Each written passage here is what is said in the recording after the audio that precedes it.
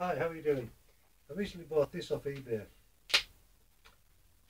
It's a disc with the plans for a PBY2 seaplane. It's the Catalina. About 66-inch wingspan, designed to run on little 09 IC engines, which makes it ideal for electrification. On the disc is a JPEG file and the Adobe file. You lift them off onto A4, which is about 60 pages, I think. There's the fuselage and there's the wing. So what you do, you slice them up and you stick them together and you get the overall plan. The good thing about it being on a disc is you can then make another plan and just remove out the fuselage part or the wing part and lay it flat on the bench. And you can take out these, which are the formers, and stick them onto the wood.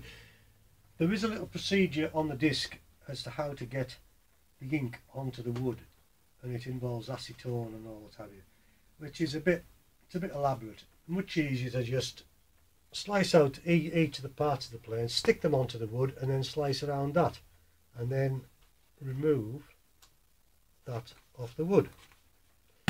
But straight away I saw there was a little bit of a niggle here. It's made in like a single slice of the plane, if you like, which means it would have to be made in a jig, which is quite elaborate and quite expensive, because you have to get the plane straight from end to end. That is, from there to there has to be absolutely straight, and from there to there has to be absolutely straight, otherwise the plane would fly around corners. I find the easiest way to do it is to take these formers and split them in two. So that would be the other half of that one. Then lay them down onto the spine of the plane, which is all of these parts here, all of those parts there. All of them would be nailed down. Then these would be put on that way, effectively making half of the plane at a time. Then when it's all dry, you lift it off the plan, add on the other half, and then it would be skinned over, and then you would start again with the wing. But it's just much easier. It's a much easier way of getting the plane straight. A little hint here: if you soak the plan before you apply any of the glue or the wood, it stops it sticking. It just makes it easy, because if you try to lift it off the plan and it's stuck to the plan, you're going to rip it to bits and you'll end up with sticky bits of paper all over the place. Right, I think that's about it. I will now be chopping out these bits off the wood, get them onto the plan and get started. Okay. Okay, we've got it onto the plan now. We've got the spine attached to the plan, which has been soaped. Don't forget to soap it, otherwise you won't get it back off.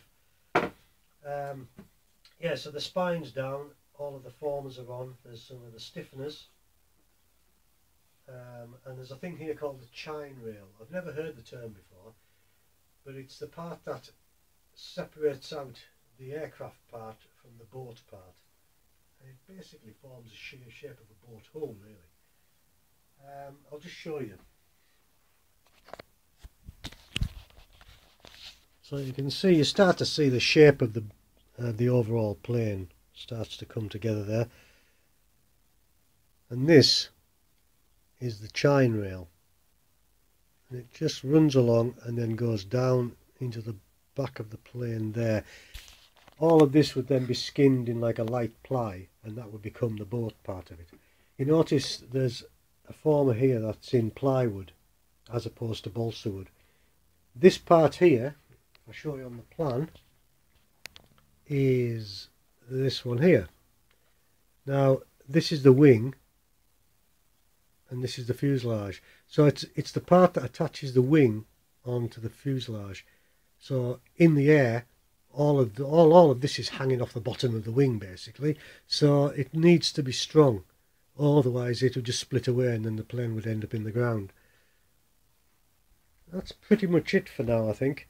Oh, there's a piece here, a little V part here. Now that runs along through 4 of the formers. What that is, it's where the wing brace is attached. These parts here, which are aluminium tubes, which go out about halfway along the wing, so you have to screw them into the harder wood. So that would be spruce or pine or something like that. It's just so it can handle the screws, because obviously if you screw into balsa wood, it'll pull straight out again. But that's about it for now, I think, until that's dry, and then I'll be lifting it off the plan, attaching the formers onto the other side, and then you'll start to see the overall shape. It'll then need skinned up. Incidentally, to get to this stage here, it takes about, I would think, about an hour and a half. It's quite a long time of just slicing the bits out of the balsa wood, which is a bit laborious, but has to be done. So that is it really. Okay, we'll see you again soon.